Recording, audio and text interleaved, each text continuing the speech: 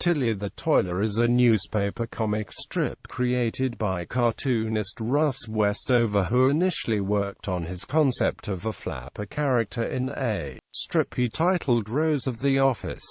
With a title change, it sold to King Features Syndicate, which carried the strip from 1921 to 1959. The daily strip began on Monday, January 3, 1921, followed by the Sunday page on October 10, 1922.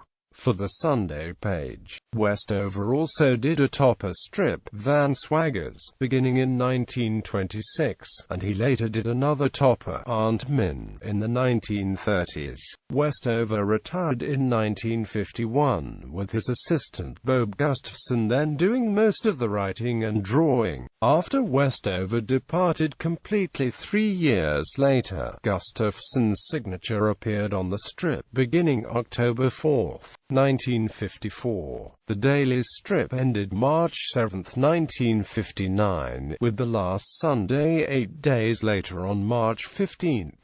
Characters and story. Stylish working girl Tillie was employed as a stenographer, secretary and part-time model. An attractive brunette, she had no problem finding men to escort her around town.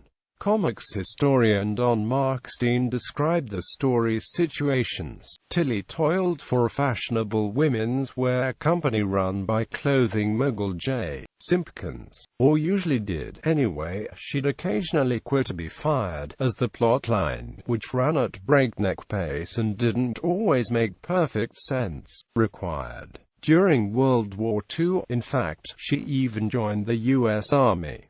But she always came back to Simpkins. Mostly, she worked in his office, but she also did a little modeling. Whatever she did and wherever she went, however, she was impeccably dressed in the very latest styles. This helped her in the pursuit of charming and often wealthy young men, who came and went at an alarming rate, providing grist for the story mill. She did, however, have one steady male associate, Clarence Mac McDougal, a short, bulb-nosed co-worker who loved her persistently even though she returned little of the feeling. Reprints. Couples and Amp. Leon collected the strips into book form in 1925, followed by 7 other books in that series. Dell Comics reprinted the strip in 14 issues between 1941 and 1949.